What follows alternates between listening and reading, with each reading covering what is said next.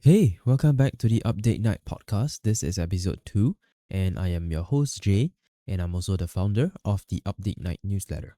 This is the podcast version of the newsletter where we cover the undercovered stories that the big headlines don't talk about. So, we also have a newsletter version of this podcast here where you can view it on updatenight.com as well. So, go ahead and check out the links that we will be talking through and discussing in this episode.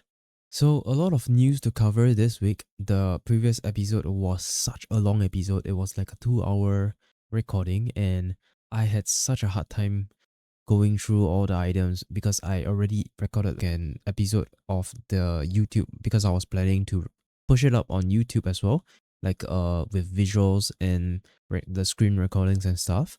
But I just didn't have the feel to edit a 2 hour long video, so I just scrapped that and I had to re-record it again in a podcast format for the Update Night podcast.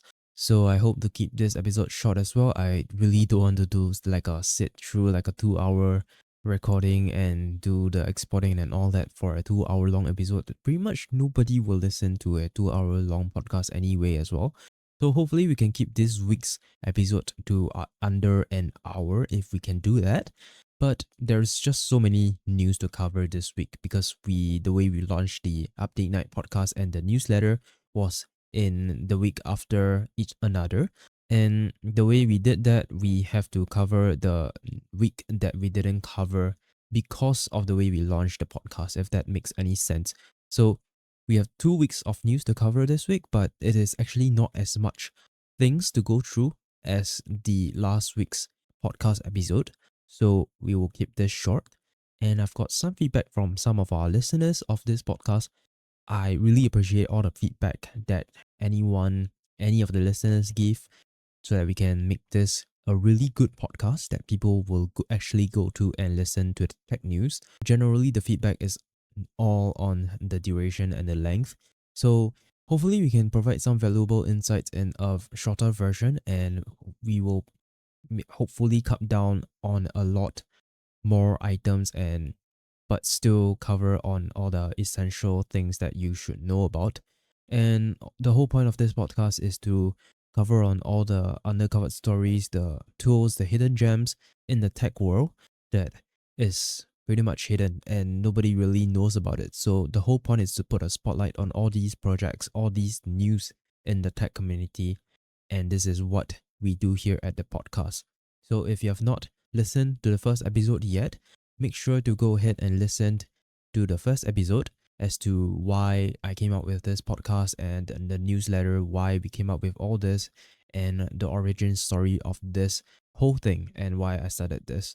So definitely give it a listen once you're done with this episode. Hopefully you can have some background and some useful insights on maybe why this newsletter and podcast is for you. So without further ado, let's just get started with this week's news. So a lot of the big headlines everywhere, literally everywhere, was just covering on the DeepSeek, the Chinese company that released the groundbreaking models from the V3 model that rivals the Claude Sonnet model and now the R1 model, the reasoning, the thinking model that rivals OpenAI's O1 model.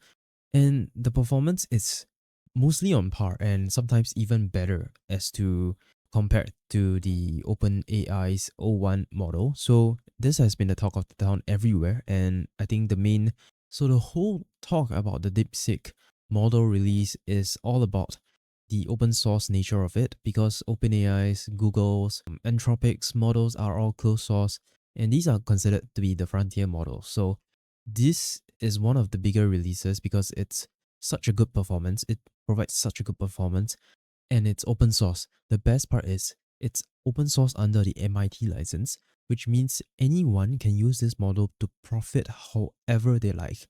And it's such a good model. It's on par with the frontier models. It's true. We are making this open source models not too far behind from the frontier model. So we have really brought it closer. DeepSeek has brought us closer to the frontier models, and we are catching up a lot in the open source aspect of the model releases. And it's a good thing that we are having all these open source models and really because the open source nature of it, we accelerate development a lot by having things open source. More people can work on it.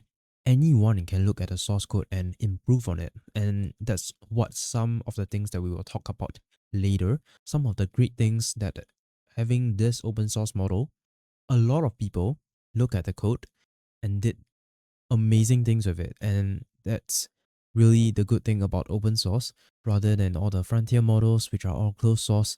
And really, it's all down to the engineers and the developers of the team that works on the model that really can only improve the models that they work on and release. So this has been everywhere. Everyone has been talking about it. This from this no-name company, this DeepSeek. We've heard of this name before. We've published this name, the models, the news, everywhere on our Discord server. It's called Division now, which is the whole reason why this Update Night podcast and newsletter exists. So go ahead and check out episode 1 on the Discord server on how that links to this podcast as well.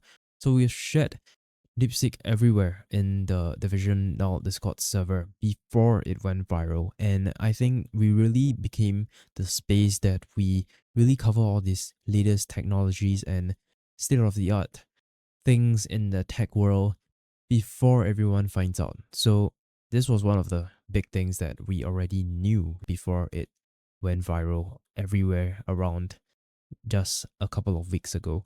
And it was so big that it really brought down the US market, especially Nvidia, the company that makes the chips that's powering all these large language models. And it's such a big release. There's so much impact on the world for just this release alone.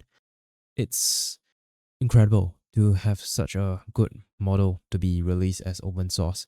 And of course, with all the good talks about all these good things about this model, of course, there's bad things that's bound to be in the news as well.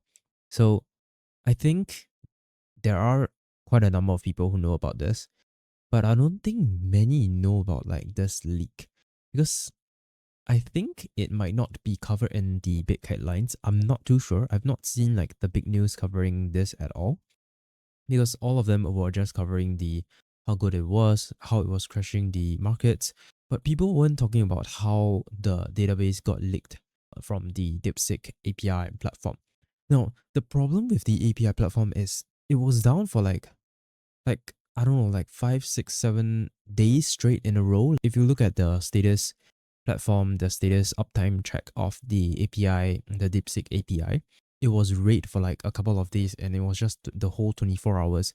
And from my experience using this model for using Klein as a coding assistant, the VS Code extension, I covered this on my channel and the podcast before. And as I'll probably make a dedicated video on this extension as well. But this tool, this extension provides a automatic, a agentic style capability to the AI coding workflow in the VS Code editor.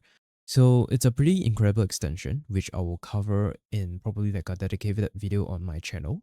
So I've used it with DeepSeek, and so far the downtime is it's insane. And especially I've used it, the chat model, the V3, the non-thinking reasoning model, using that model on a client to do all the agentic tasks on the code bases on the projects I do.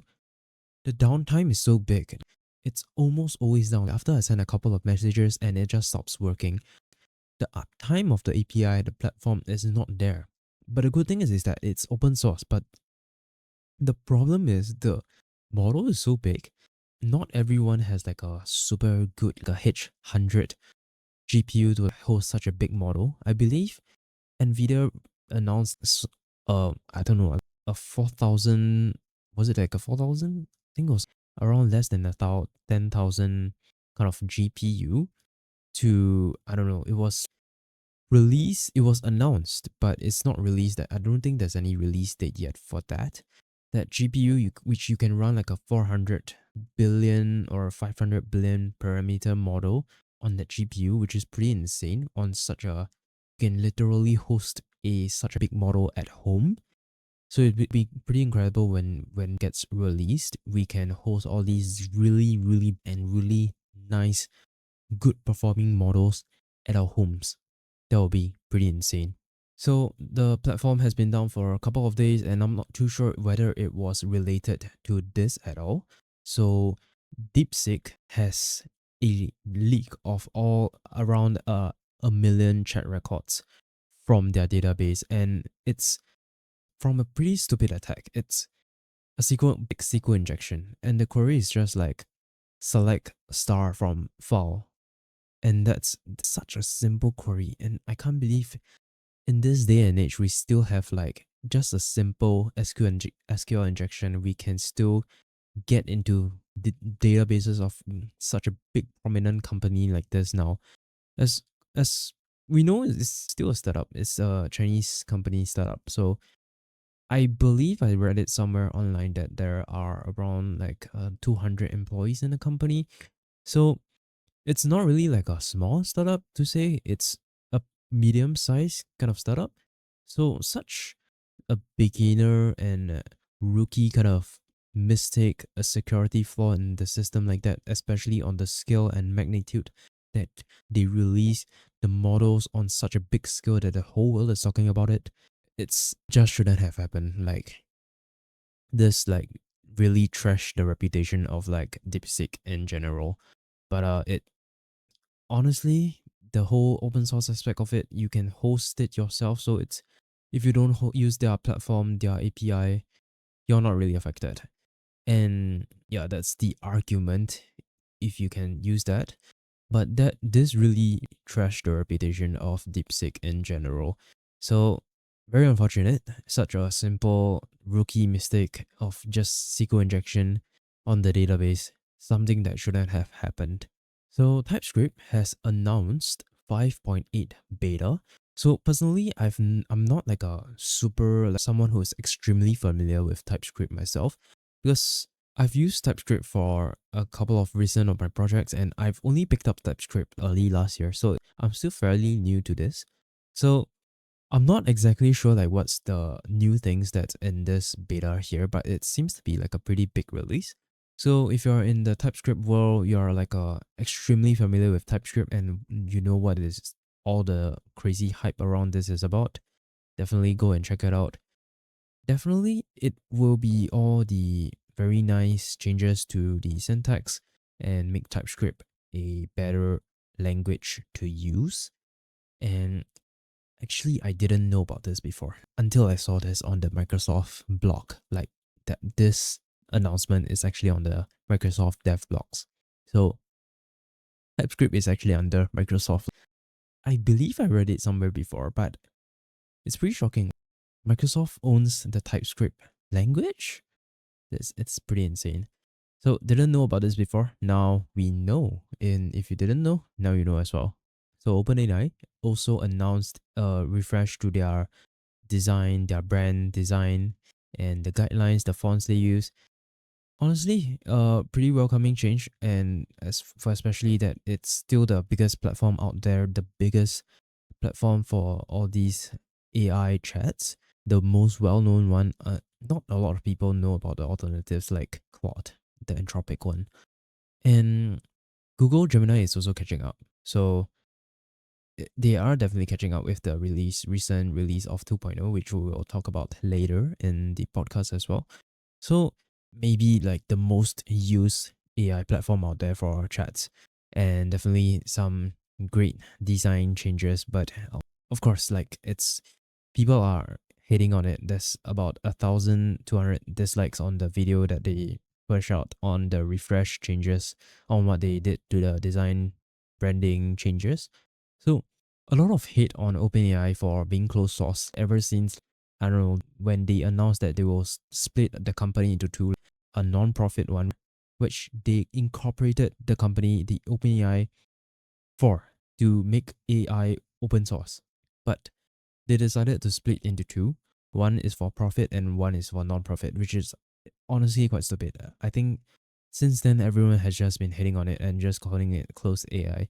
So it's become a trend now that all these models, that all these things that they release, new features, Canvas, the new operator, the agent, the research, think deeper, the reason, everything that they release, there's always someone who like in the open source community will drop something that's exactly what they release from OpenAI, and it's an open source version of that.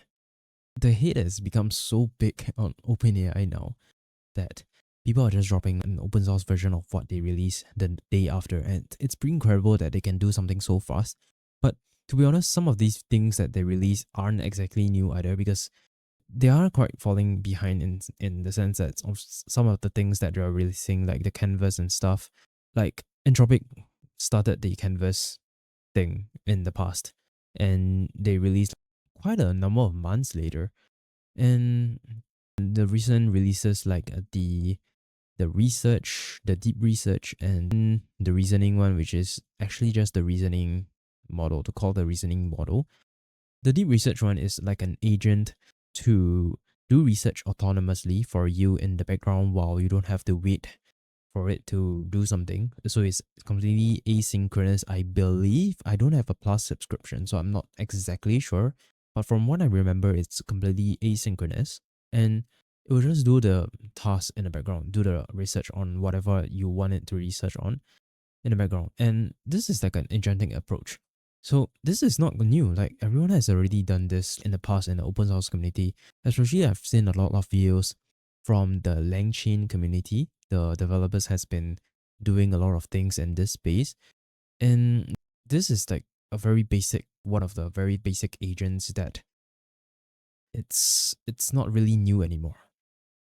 It's has been out there for a while, and OpenAI is just a bit late to the game, and it's people are just dropping something new, something to open source, an open source alternative to they do what they released the day after. And yeah, maybe if it is like something completely new, something completely breaking, no one has ever done it before, but everyone has probably like milked AI at some point so much that we really have like nothing else that we can build upon except to really improve on the underlying architecture and really make the models think, respond better. Not much can be done at now. We have done so much in the sense of the agent space. We've done so much in the chatbot space. It's literally incorporated everywhere now, and that there's really no new idea anymore in the AI space. Everyone has milked it. So if it's something new that they release, definitely it will just take a while more for the open source community to drop something that will replicate the feature, but an open source version of that. So hopefully we might see something like that, some breaking release from OpenAI maybe sometime soon, but it doesn't really look to be the case. So far, it's all been features that kills existing startups, existing products that wraps around the OpenAI API, and they've just been doing that for a lot of these releases, even the deep research one. A lot of startups built their entire product around that. So not really a good idea if you want to build a product or a startup around wrapping around all these AIs anymore, because they might just release something nowadays to just really kill your entire startup just by replicating the very simple feature that you have, your one feature that you ship, your niche for your product, and release it on their platform just for free. Mostly I've seen the features are really just for free and really not wise anymore. People are still doing it, but if you really do like a very niche use case that there's no way that they will push something like that on their platform, then definitely that can be something that you can consider if you want to build a product around that. So definitely amazing if we were to see something breaking and something really new to be released from some of these big frontier models, these companies. And I wouldn't expect much, like unless it's like a big model release anymore. These days it's all about the model release. And mostly we are diving into the realm of these reasoning thinking models. We are just doing a lot of inference time scaling. And not much is being done on the underlying architecture itself, but I do believe that the OpenAI team is doing some work on the GPT-5 architecture. Maybe some improvements on the transformers architecture to really improve the base model itself, rather than we can help continue working on the inference time scaling or the test time compute, which is getting the model to think before it responds. It's a pretty good way of scaling it to scale the performance, but it's just a bit long. It takes a while to think, but it's actually quite relevant and quite similar to how the human brain thinks. But honestly, we will still hit like some sort of limit in a way when we maximize the potential of how these thinking models can scale. How much there's still a limit of how much we can scale on the thinking part. So definitely we still have to work on the underlying architecture, and this will be like maybe like a GPT-5 release. So maybe we'll see that soon. And Devin here, if you still know Devin, the very viral AI software engineer that was so hyped, but I couldn't understand like why was it so hyped. We had all these autonomous agents like Klein, like Cursor. This was like a step up of that. It could deploy things, but like what's so good about it that it's so hyped? I couldn't understand that, and there was just so much heat on this Devin platform when it was released. Like people were just looking at the recordings that they publish, and they were noticing like it takes such a long time between like different tasks. People actually bought the $500 subscription a month on the platform, and it just doesn't live up to the hype. So they've just released the 1.2 version of Devin here, and it provides a couple of new features like enhanced reasoning. You can now use voice control to give instructions using voice, and streamline setup, enterprise accounts, usage-based billing. Not much improvements, honestly. I would say that really like, is there any reason to like really use this when you can do it yourself? We can just use Client or an AI ID like Cursor or Windsurf. You can just do it yourself. Like some of these platforms like Bolt, I believe Bolt or Lovable actually integrates with like Vercel or Superbase. So it actually makes it very easy on the deployment part of it. So it's pretty much like a full pipeline already when we have all these tools that can do the whole pipeline. Like there isn't really a need for Devin anymore. Is it like even completely autonomous? I've not personally tested it myself, but I still do believe that there is still some human in the loop involved. So it's really no different from using all these like free open source tools out there. Not necessarily open source, like, but for client is open source. So you can modify it however you want, but client for now is actually mostly fine tuned to the Sonnet 555 model, and it works best with that model. So definitely, I really do feel like it's so unnecessary to have something like that. And I will definitely make like a video on this on my YouTube channel on how you can really do like a full stack app, deploy it, do everything on just client, a VS Code extension. That's it. You don't even need an IDE for that. And that's pretty insane. Why is this like even worth? Is it even worth a $500 a month subscription for using such a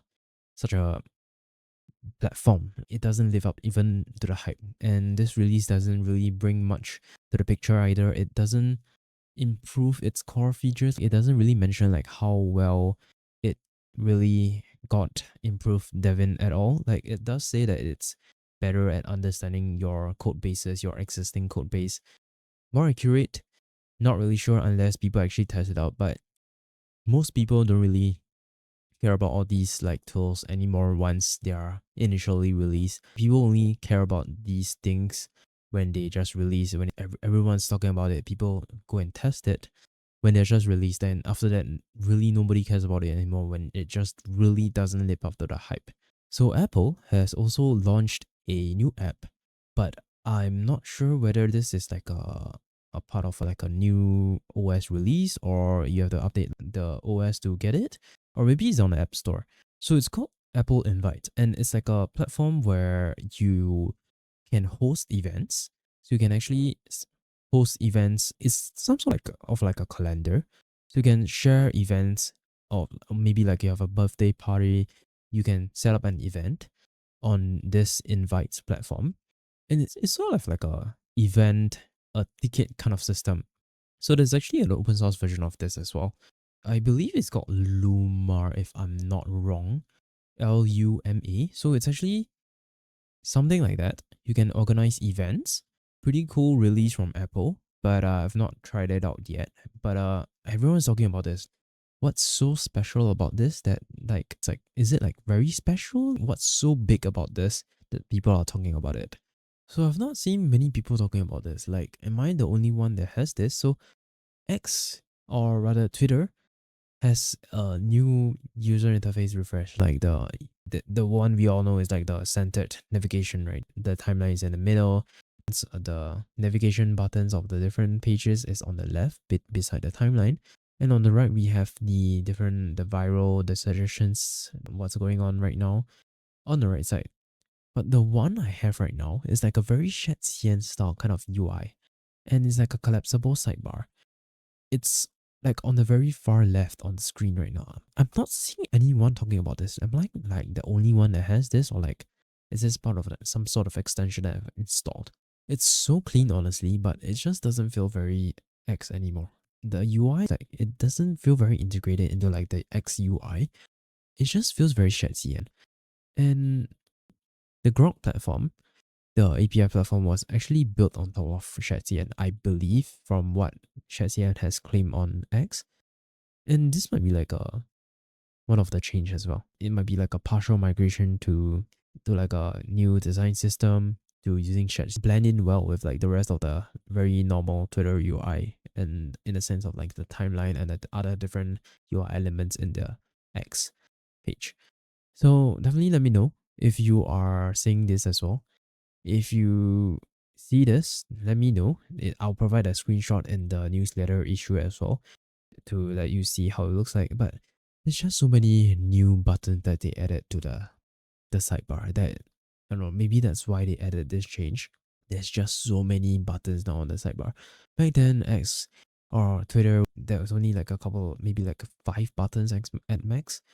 Now it's like 10 buttons on the left side. It's so cluttered. But honestly, this change doesn't really make it that different. It just makes it like a admin dashboard kind of UI now. It looks cleaner, definitely looks cleaner and more organized, but it just, the whole problem is just it doesn't really blend in well with the rest of the UI.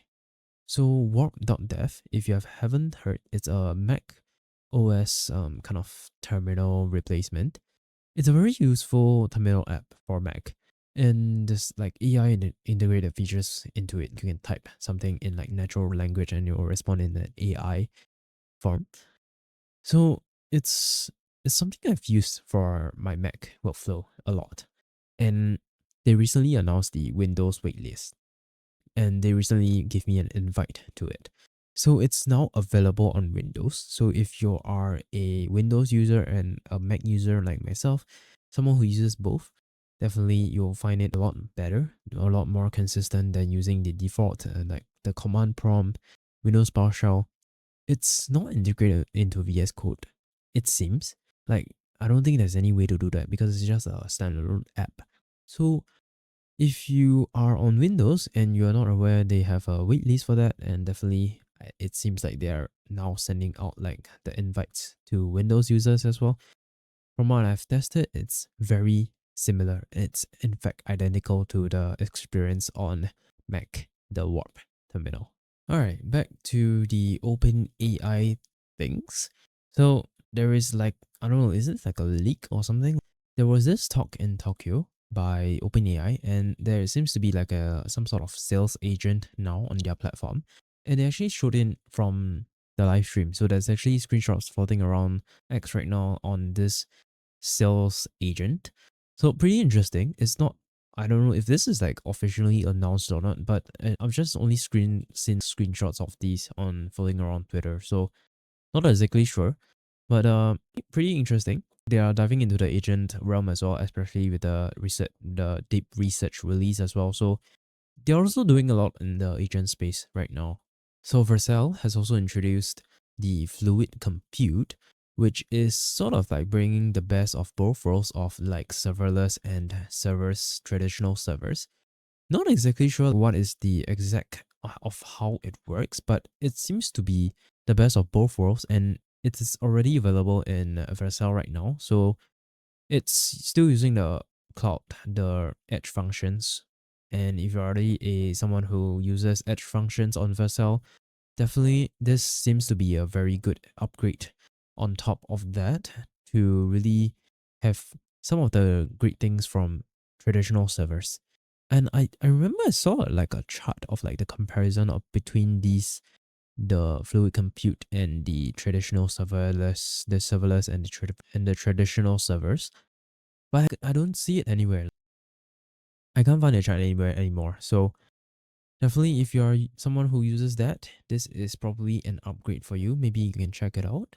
And our React Scan has released 0.1.2, and they have like a new component tree view that allows you to see the different components in the tree in the view.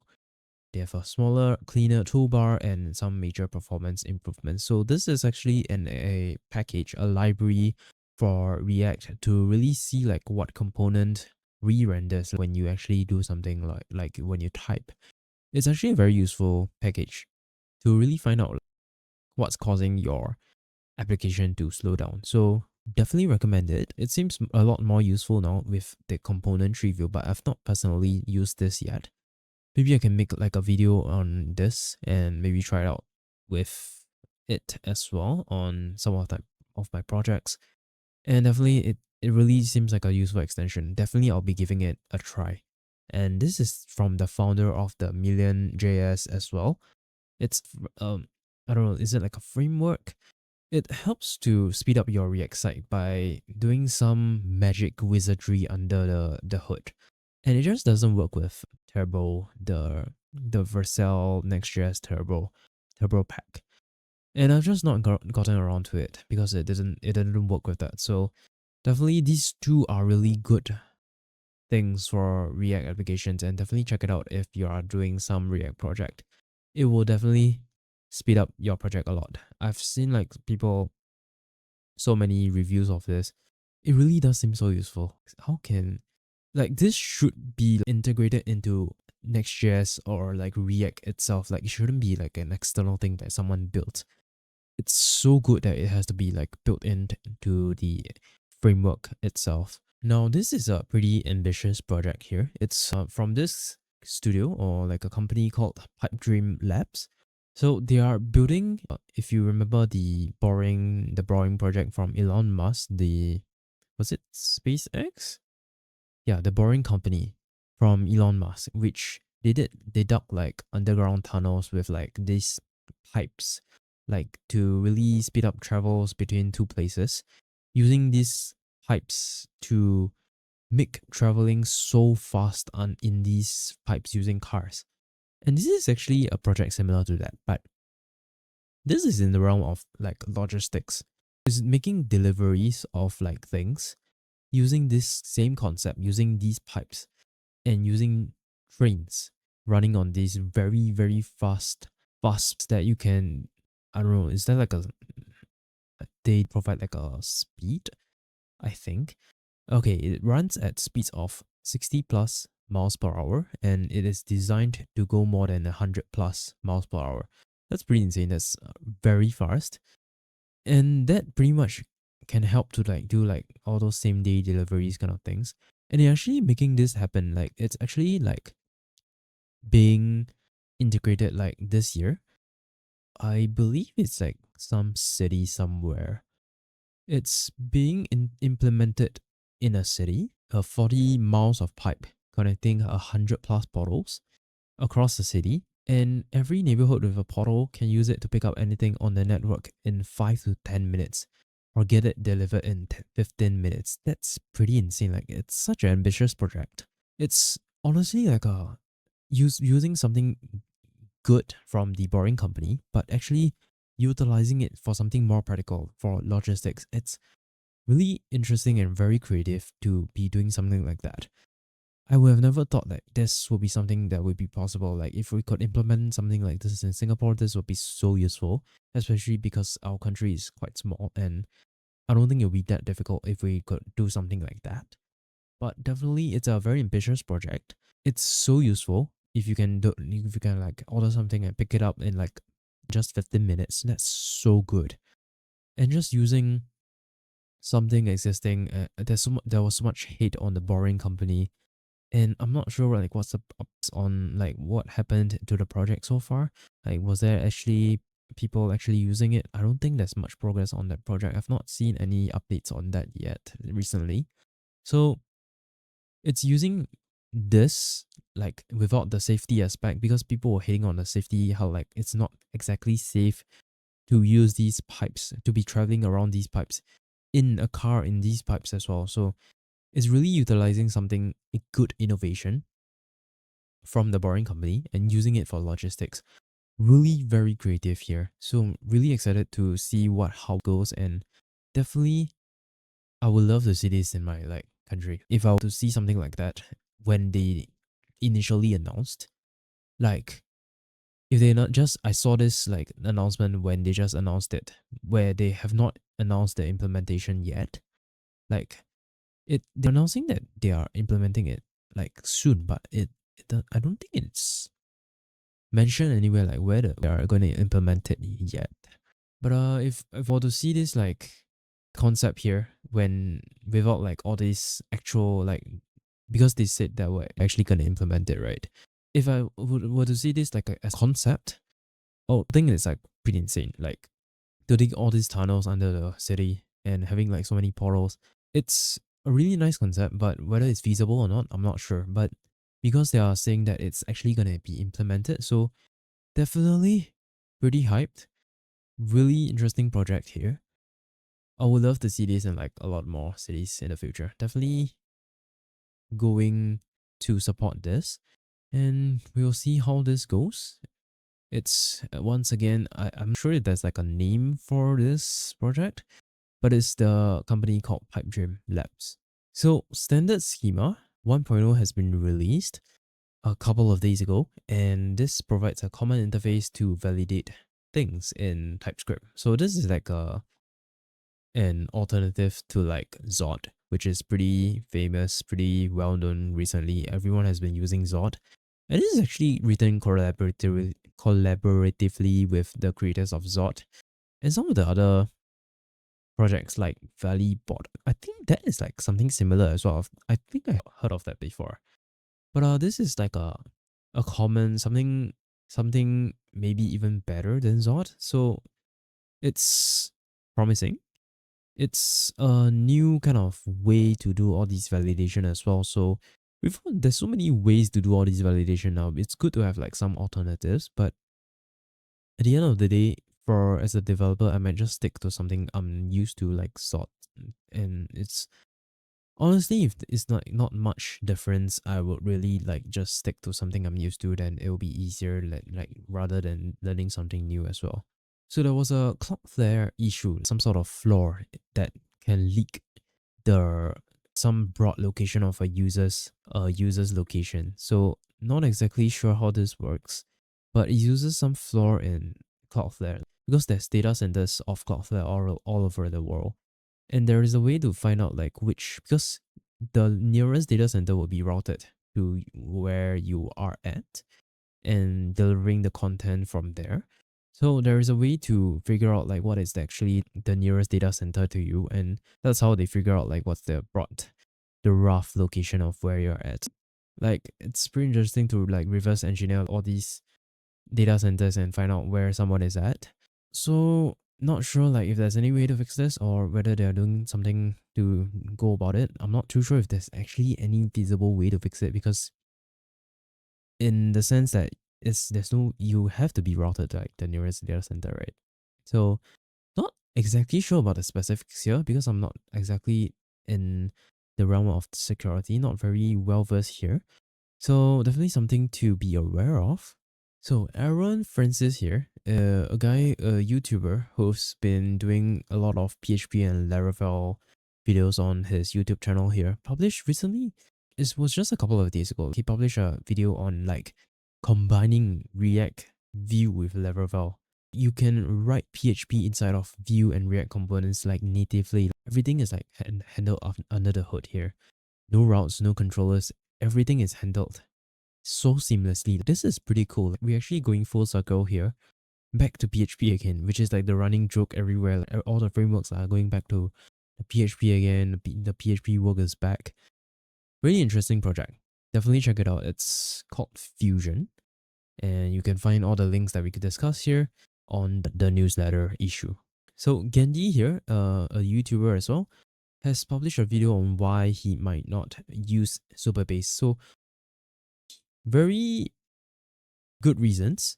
And I've just heard so many horror stories on like Superbase, the horror stories of hosting with Superbase, being locked in with all the authentication, your database, the S3, the vector database, everything locked in to this platform. It's quite a big risk. There's so much platform risk building on top of it. And especially when I've heard so many horror stories of like the support, not very good support from Superbase, especially in the self-hosted aspect of it. You can actually self-host it, but the docs are so bad. It will take. I did try it myself. It took. I just couldn't figure out like how to like self-host it back then. Maybe they have fixed it already, but definitely I've heard so many horror stories of the self-hosting aspect of it. It's open source, but it's difficult for you to self-host it. That's the problem with it. They advertise it as open source and something that can self-host. But the problem is it's difficult to self-host it. And even if you are like a paid customer on the platform, there's so many horror stories on the customer support issues. There's so many issues on the platform itself. I can't exactly remember like what was the issues that someone was encountering with Superbase, but there was just something that they couldn't fix. The customer support didn't fix. I can't remember this. This was so long ago. Like I read this somewhere on Twitter or maybe some other platform, on some other social media platform. It was a horror story. If you are building a product around this, everything is so locked in into this platform, and you're like you can't even figure out like why your product is down. That's really horrible. So if you are planning to host with Superbase, maybe you can give a second thought, look up some of the reviews online. You can easily search it up and maybe to give it a second thought before you actually go full locked in on this. Unless you're like building like a great project, maybe something you're throwing away.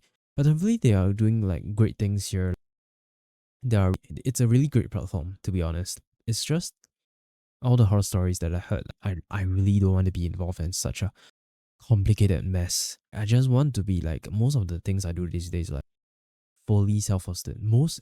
Literally almost everything is self-hosted. Even the email platform. There's this platform called it's an open source project. It's called Plunk, and it's actually an alternative to Resend. It's so useful. You don't even have to be logged into Resend anymore. This Plunk software, this project, this tool, this platform built on top of the Amazon email, the SES, the Amazon email system. So it actually reduces the cost a lot as well. So I did some comparison with between the cost of the using Resend versus self-hosting the email platform. I think like it's pretty minimal. It's less than half a cent. It's a 0.001 level, the 3-4 decimal places, but it's one decimal place up if you were to use Resend. Of course, it's useful if you were to want to have everything managed for you. There's nothing to worry about. It's useful to have something like that. But also, again, I've like heard horror stories of like Resend. Their delivery rate isn't that high because because I have so many projects. So I create an account for each of the different projects with a different email address so that I can actually make it more organized. This account is for this project. So there's so many times where I register an account and it just doesn't like send me in the verification code. When you sign up for an account, it will send you a 2FA code to your email address. But so many times, like 9 out of 10 times, I don't receive the email because it's an email platform somehow. This is an email platform that abstracts the email sending part for you. It's doing all the email sending and it can't even like get through the initial registration stage for the user who's a new user who's signing up for the platform here. Honestly, not much to look forward to if they can't even send a 2FA email when you're signing up for an account. Really.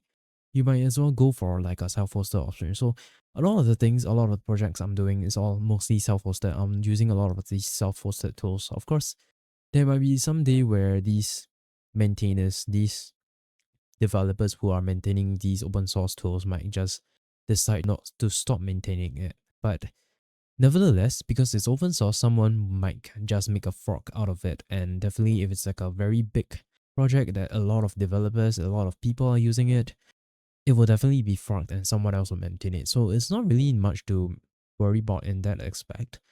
But it's more to worry about if you're relying on like a hosted platform like this, like Superbase, and it might just close down one day and your product is like literally like 99% of it is relying on it. And you have no choice but to like do an entire migration to like something else. There will be like so much work. But the good thing about all these platforms is that it abstracts all the difficulties in like some of the very complicated stuff like authentication, the database aspect. It makes it easy to do all these things. And it's really great that we have these kind of things now, that it's really good, easy for new beginners, new developers to really quick start on some of the quick projects that they want to build. And if you have like something you really want to build quickly, maybe just a profile concept, you can use these things to really speed up the development. And these things have been like around for a while already, and it really helps you to like lift off the ground very quickly as compared to the traditional last time where you just built everything from scratch. It's difficult, but it's really still the best way right now if you're like owning every piece of your software today. So there was this article, this blog post by this person called Ethan, and it's basically exploiting the McDonald's delivery system. So quite a few like interesting exploits here. He's managed to order any number of menu of items for just 1 cent, 1 cent in USD. They can still hijack, redirect other people's delivery orders through a specific sequence of carefully timed API calls. They can retrieve any order's details, track any order in the on the way status, track the real-time location of the driver for any order, download any invoices for any order. It's crazy, like how is all these possible? Like very, it looks like it's very simple exploits here, very simple vulnerabilities that this person is exploiting here. And it's insane. Like, it's so many exploits here that like it shows like the entire system is like not secure at all. There's so many. You can literally access the entire system. So I'll provide the link as well in the issue if you're interested. Check it out. Maybe you can learn something from this.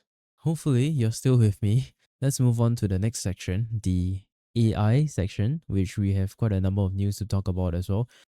And I hope like this podcast is not becoming like a yapping session for Jay kind of thing like that. Really, I really hope to provide like really useful thoughts, some my personal thoughts, some of my insights, some of these really useful tools and really undercovered stories that really hopefully you'll find useful. Maybe some of these things will be good to know, but definitely I would think that it's good to catch up with all these the new state of the art things that's coming out. Definitely good to keep up with all these things. So Gemini 2.0 is now available to everyone. You can use this. I believe this is for free on the Google AI Studio as well. It's incredible. Like the performance I've seen so far from everyone who's testing it, incredible. And it's for free as well. The performance is like on par with the R1 model, the DeepSeek R1 model, and the OpenAI's model. Insane. Like this is free as well. There is of course like rate limits, but you can use something like this for your AI coding assistance client as well. I've not tried it myself. I'm still using a lot of Sonnet, using the proxy with the VS Code Copilot extension. So definitely I'll be giving this a try and see how well this works. It's promising. And the really niche thing about these Google models, these Google Gemini models are that it has a freaking 2 million token context. It's really like the most, it's still, nobody has beaten this yet. Like Google Gemini still has like the most context. And from some of the testing I've seen, like it does find like different information like scattered around like in the middle quite well. But definitely we really have to use this in like some of the real world use cases to really figure out like whether it really performs, whether it's really that good. Like because it's such a big context window, like it's a bit hard to expect it to perform well, to really know like everything that it's inside that 2 million token context window. So really have to really try this out to see how it performs. From what I've seen so far, it's really like a really good model, and Google is just really catching up in this AI race.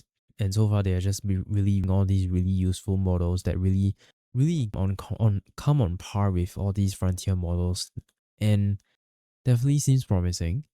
And it's still really like the niche model that has such a big context window. So for like you using like a for AI editor, your coding assistant, definitely such a big context window will be useful. Definitely useful for such agents to work on your code base, especially codes there's so much tokens, especially like a very big code base. Definitely it'll be useful. This will be something that other models don't provide. Now, OpenAI recently announced the deep research. So I've covered this earlier already. It's an agent that does research for you in the background. So definitely give it a try. I think it's only for Pro Plus members, so I don't have access to this. So it looks incredible. Being able to do research, these kind of agentic research natively in ChatGPT itself, definitely useful for like people who are like researchers, students. Definitely useful if you're doing some comparison between different products on like maybe different hardware, different GPUs, maybe you don't understand these kind of things. And it can do a very nice report for you to really understand some of these things and personalize as well, whether how well you want it to explain it to you, maybe like a 5-year-old kind of detail.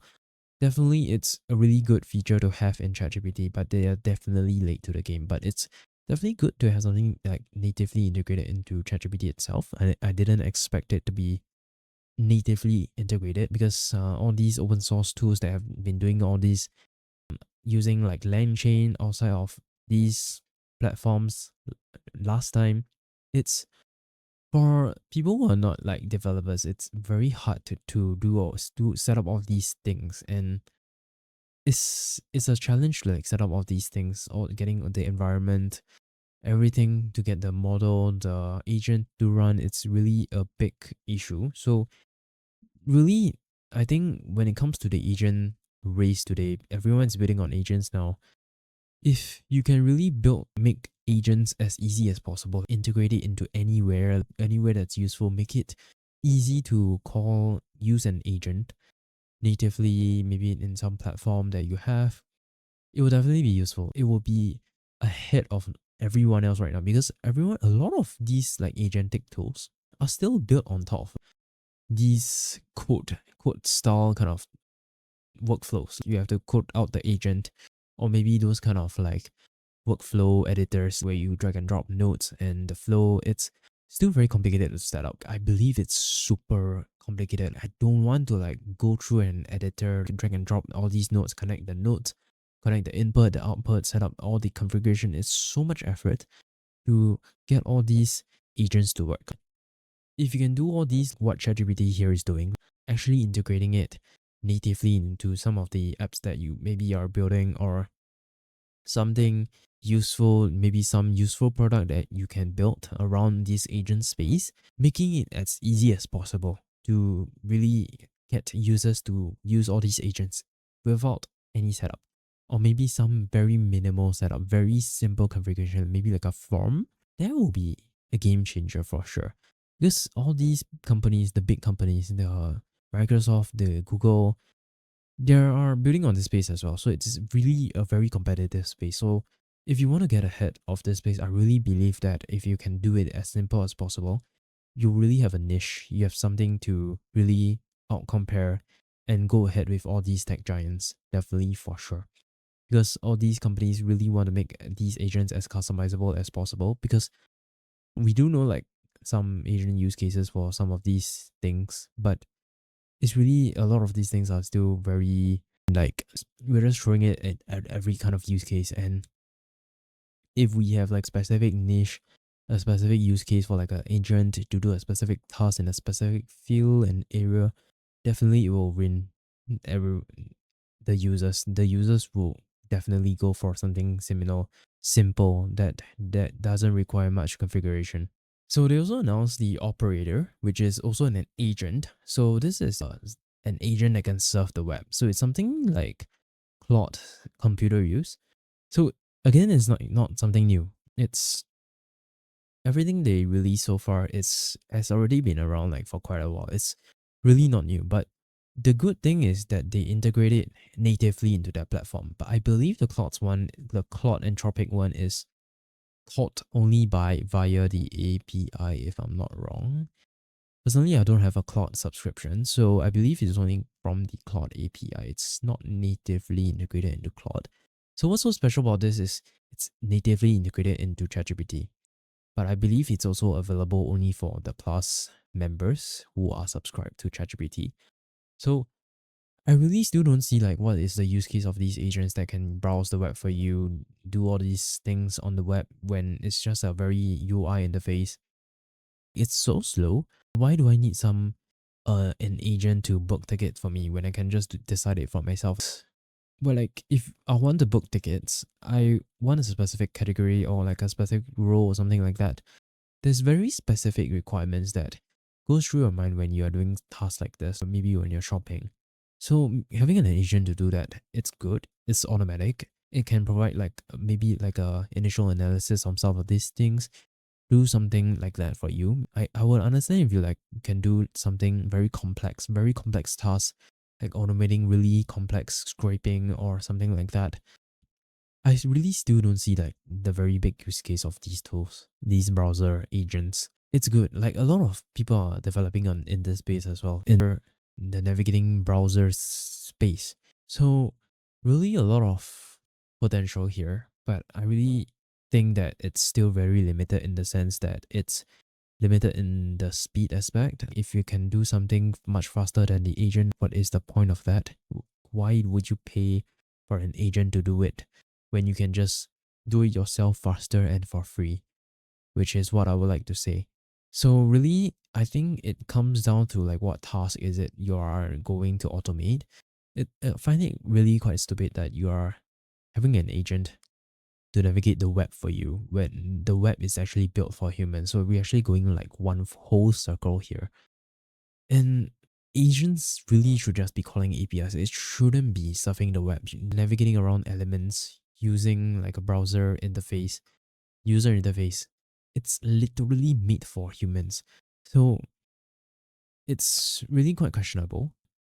A lot of the websites are actually built for a very long time already. It's built for all these web crawlers, all these robots to easily look at what each web page is about. And we're coming full circle here.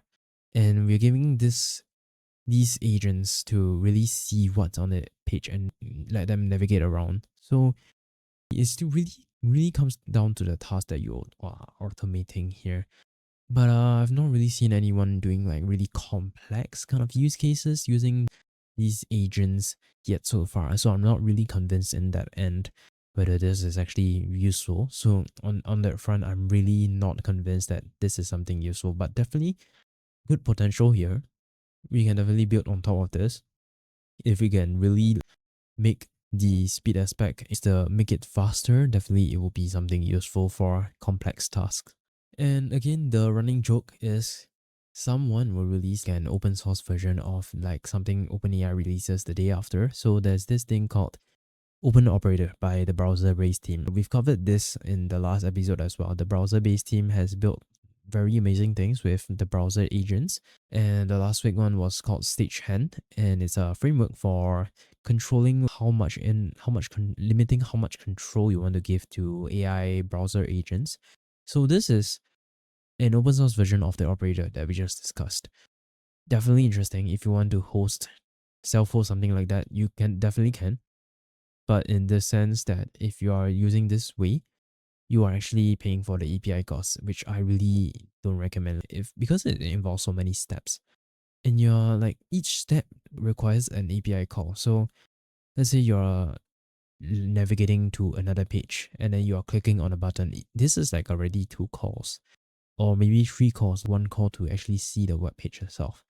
So it's such a waste of money. If you have like excess money that you don't need that you can just spend, definitely it's useful to use all these agents to do all these tasks, or maybe it will be cheaper to do something very complex than to hire someone specifically to do it for you.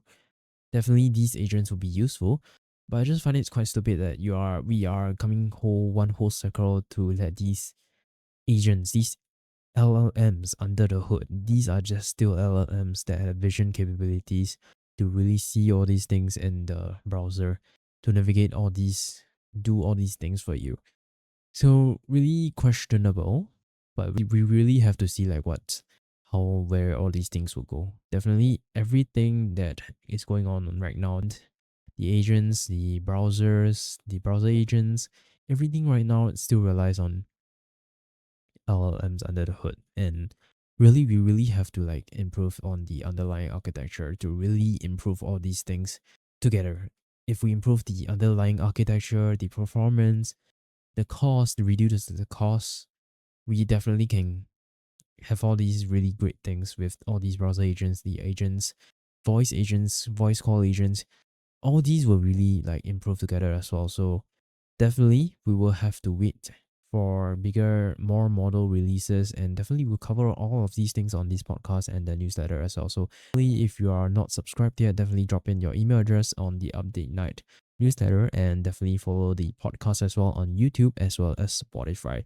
So TL Draw has released a very interesting kind of tool. So TL Draw is actually a whiteboard kind of ideation tool that's actually similar to Excalidraw.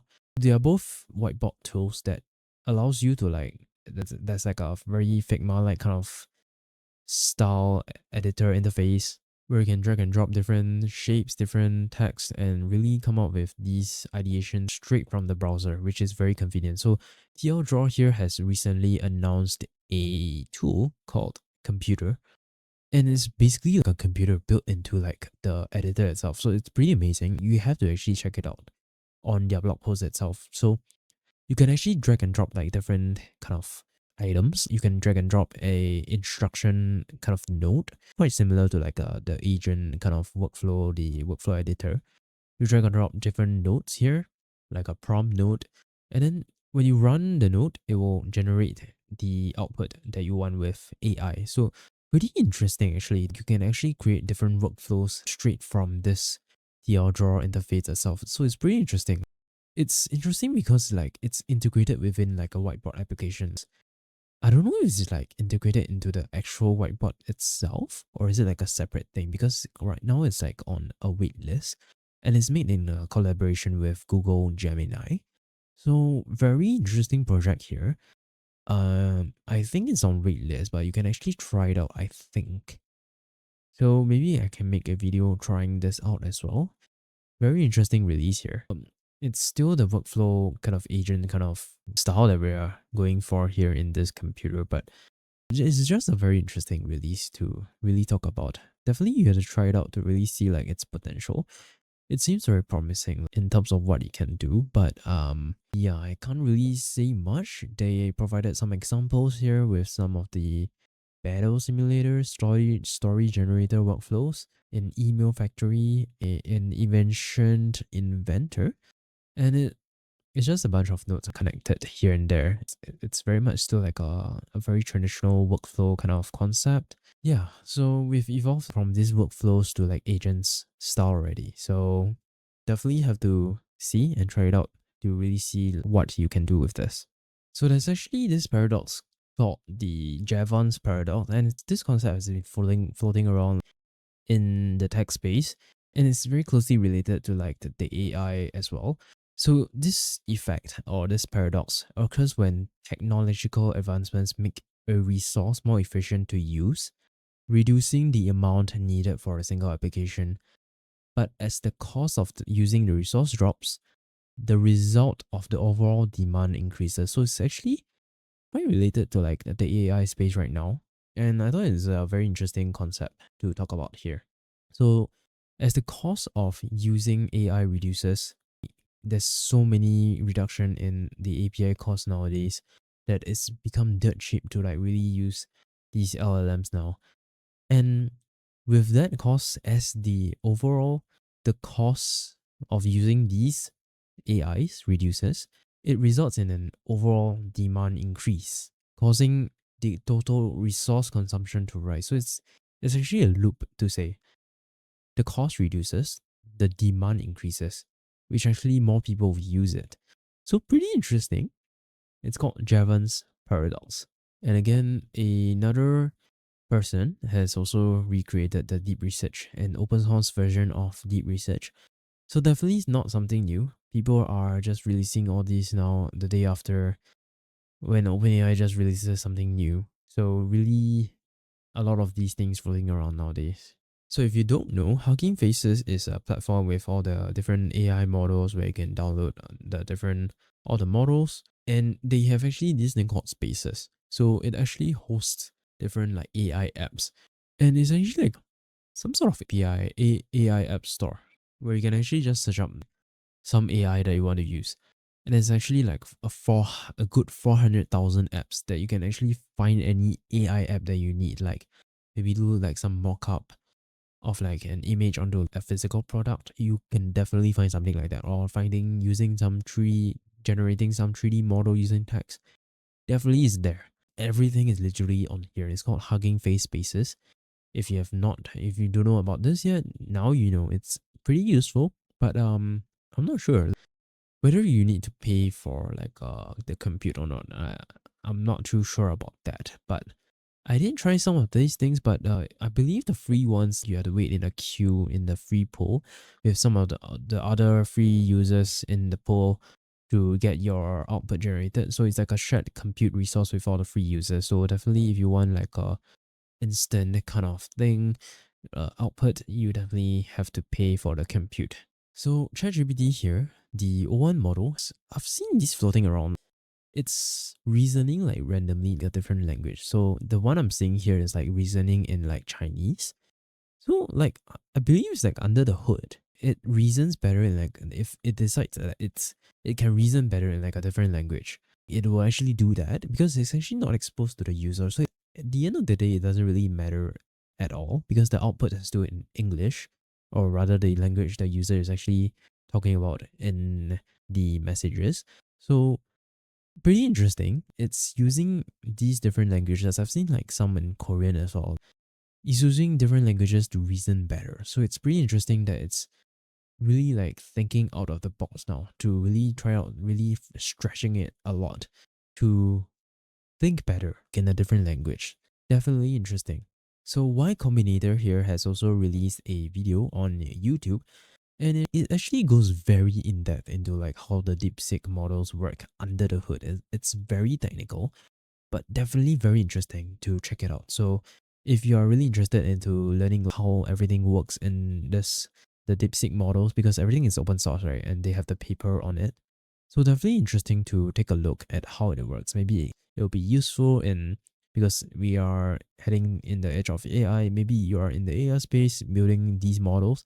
Definitely interesting to find out how they manage to build these really good performing models. And from what I understand, it's using a mixture of experts under the hood, and it's routing like requests to different experts, or rather different LLMs that's good at different tasks.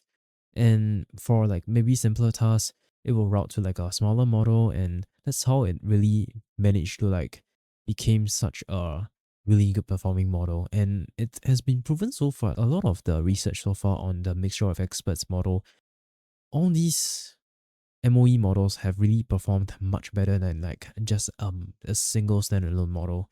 And it's pretty incredible. We are expanding a lot in this space as well, and definitely interesting if we can build a lot more using all these really good finds that we have, the mixture utilizing the mixture of experts and the inference times compute.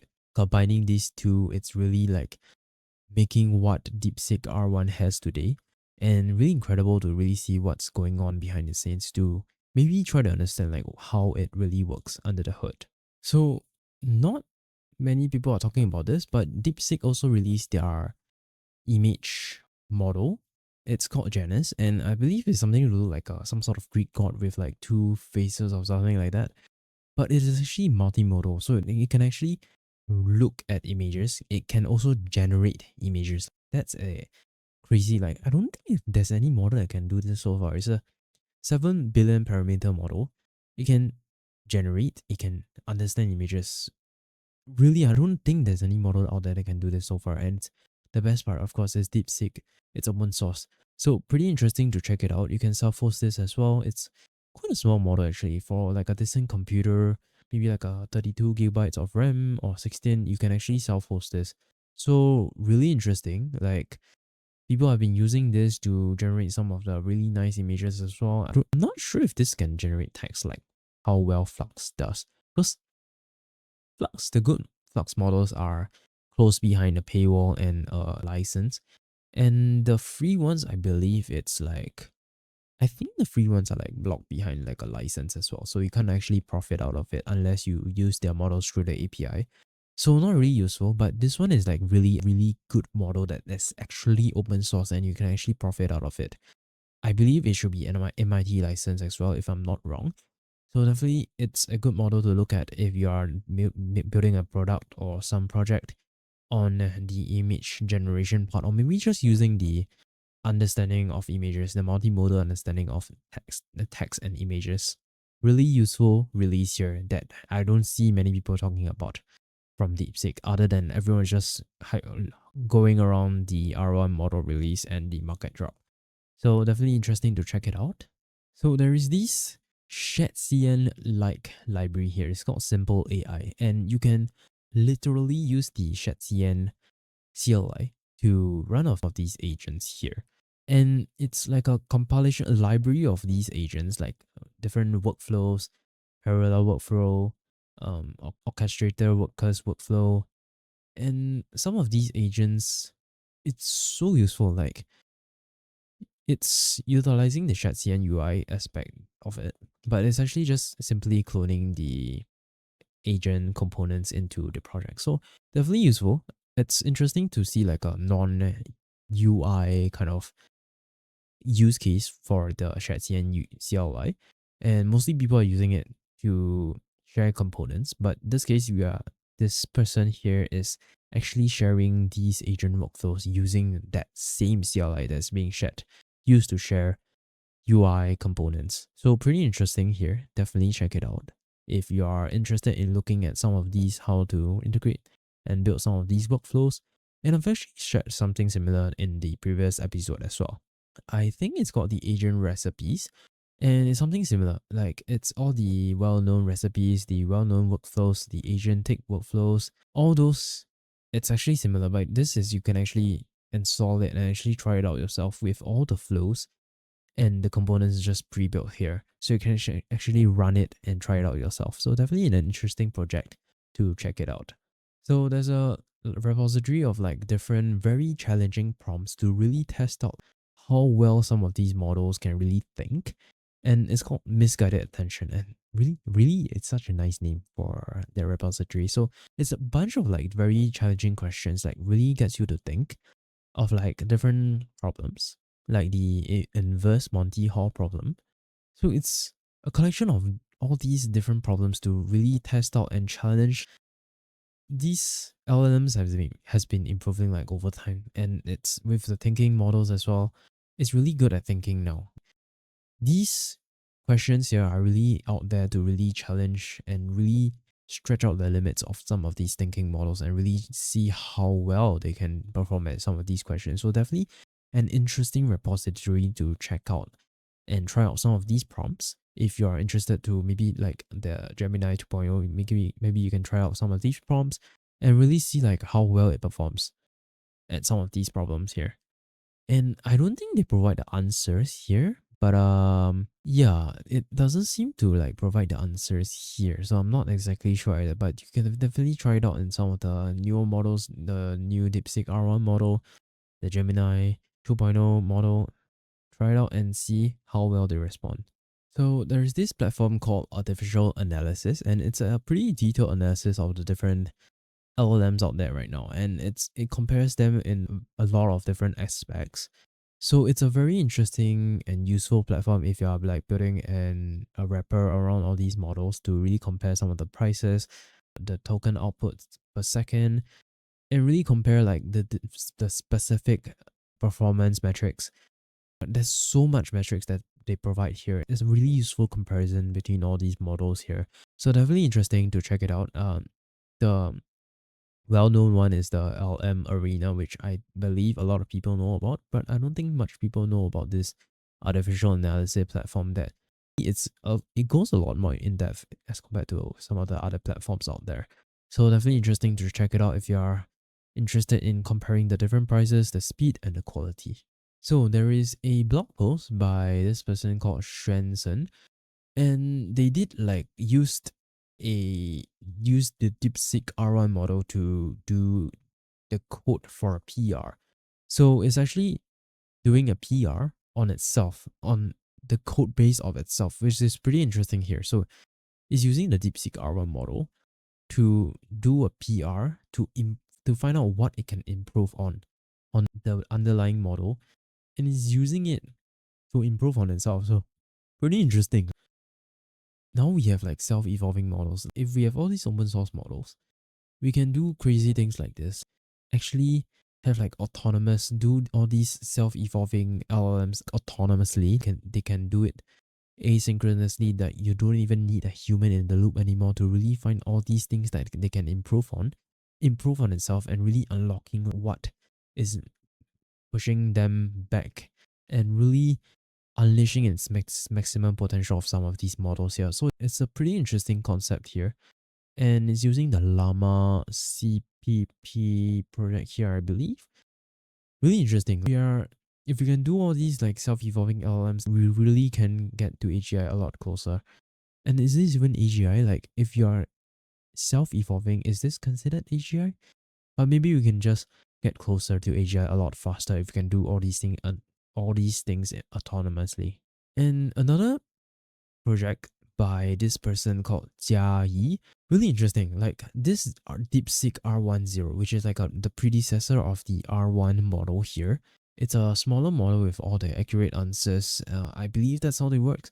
Teachers use the R1 model, uses it as context to improve on its answers. So this is the 0 model. It's not the same as the R1 model. And this person has managed to like replicate it in just $30.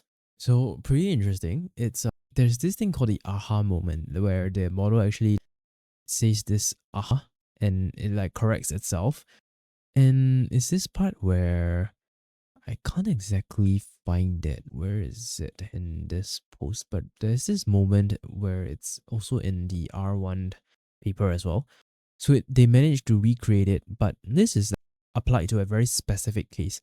It's called the countdown game. So it's replicating it, making it very good at this specific use case, which is called the countdown game. And it's doing that for just $30. We might be going into a future where we are just having all these very specific niched LLMs, not really called LLMs anymore, but very specific, good at a specific niche. In this case, the countdown game, good at a specific task. And we have like a very general model that's routing these requests to all these different models. We won't have like a very generic super large language model anymore. We just have all these very small models that are very good at these specific things, and we just need to route the request to them. And this really unlocks, it might be like a way to like unlock the capabilities of these AIs even more. So really interesting project here, and I believe there's another post of like someone recreating it of like some other game or like some other use case in just $3. Pretty insane. Yeah, it's actually by the same person, and it's just a couple of days later. It's 2 billion model parameter that surpasses the 72 billion one with just 100 training steps. So from the benchmarks, it cost less than $3 and it surpassed the same of 72 billion parameters with just 100 training steps. That's pretty insane. And it's by this person called Liang Chen. And it's called the R1V. The code is fully open source. You can go and study the code yourself if you are interested in this. So there's this actually very interesting thing that I came across. It's called the Humanities Last Exam. Very interesting. So far, this was mentioned in the recent OpenAI deep research release. So they mentioned that it managed to achieve like a 26 or 23% performance on that exam. So this is like a combination of like different very difficult topics across a diversity of different topics, very challenging questions. And a lot of the models so far it was less than 10%. And the deep research from OpenAI managed to like achieve like a 23%. That's pretty insane. So it's a pretty interesting project here called Humanities Last Exam. Not exactly sure who's behind this, but it was definitely mentioned in the deep research release blog post by OpenAI. So there's this person on X called Mike, which has built a complete image to ASCII kind of tool simply using O3. That's insane. You can build like really complicated things like that now. Like I wouldn't think it's so complex. It can even do like brightness controls, contrast, a lot of different very configurable kind of thing on the images that you upload here. I didn't think this kind of things were possible back then. But definitely with all these thinking models, it can definitely do a lot more on these, especially in the coding aspects as well. So a pretty interesting open source project here. It's called Chat2DB. It's a AI agent, a tool to help you write queries, SQL queries, manage databases, generate reports, explore data, interact with multiple databases, all with just this AI. It's pretty interesting, but honestly, I wouldn't say like you should like completely trust agents or AI to all these databases yet because there's so much control. Like you're giving them so much control. So nevertheless, it's a very interesting project here. Definitely, it's interesting if you are like new to SQL. Maybe this will be useful for you. Maybe it's interesting to try it out for your next project. Maybe something useful that you can think about and consider trying it out. Let's move on to the design spotlight here. It's actually not called the design spotlight, but it's actually called the grid. But I'm not exactly sure like what the names are like not fixed yet. But for now, we're calling the design section of the podcast and newsletter called the grid for now. So quite a bit of things. We have two mockup directories here with like I believe like some of them are free. You can apply mockups on some of these things like different screens, different t-shirts, something like that. A useful directory to find all these mockups, and yeah, some of them are paid. So useful if you need mockups for like some of the products that you built or some of the t-shirts, physical products, they have it there as well. It's called mockups.directory. And the other one is called mockups.digital. So a lot of different varieties here that you can use. I believe most of them are free. So yeah, really interesting. Really, some of the designs, some of the pictures that they use as well is very nice, very aesthetic. Definitely usable mockups that you can use. Now, this is not a new library. This is like a directory of like a largest library of open source UI components, and it's a collection of like different Tailwind, React, HTML, CSS components. It's a very large collection of these components that you can just simply copy and paste. It's pretty amazing. It's such a large library. I've seen this like a while back. It's not new, definitely. But definitely if you're building like a project of like, if you need like a very special, a very specific component, like something like a radar, a kind of animation, maybe you're building like a matchmaking tool for like a game or something like that, and you need like a very specific component, you might find it here. It's such a big collection of like very useful, very interesting, very nice components here that you might not even come across in some of the very generic component libraries. So definitely interesting to check it out. It's such a big collection. You'll definitely find something here that will be useful for your next project. It's called UIverse. So we have a free 3D hand models library here. There's a free version and there's a paid version of $29. There's so many useful images here. There's the free version itself. There's like a 900 images of PNG of these 3D hand models. It's useful if you can use these on your landing pages as a placeholder on like the empty placeholder screens. Definitely useful. These 3D models are very aesthetic. It blends in very minimal designs as well. So definitely interesting. The free one already provides like such a big library of like different images. So definitely check it out and maybe use it in your next project. They also built another one called Correctors, which is a library of like 3D illustrations. So not this one is like not specifically tight constrained to like hands. This one is like the actual full sized human model. So if you need something like this in your landing pages, definitely useful to use this as well. And of course, this one has a free version as well. Then maybe useful if you can get something like this and maybe improve the aesthetic of your next project's landing page. Now, a very useful icon library here, because when I'm building projects, I'm like always when you need to like feature different icons of like different frameworks, different logos of like different tech companies of well-known projects, well-known companies, and you just need the SVG version of that. This library is called Simple Icons, and it's a collection of like SVG icons for like popular brands. And literally, there's so many icons in here. Literally everything is here. I believe for whatever you need, you probably can find it here. And this is actually used for like the batch thing. I can't remember what is it called. The batch that people use it for the GitHub repositories where they highlight like the frameworks they use. It's like a batch they use for GitHub in the README. And this is actually the icon library that they use for that. So it's pretty interesting. Definitely a lot of icons here. Definitely something that you need will almost likely be here. So definitely interesting to check it out if you need SVGs. And definitely I believe like the size are quite consistent. I hope. So definitely something to keep in mind if you need all these logos. So Setman here has also made a new Kanban component for the DICE UI that he has released a component library that's unstalled in the Shatsian style.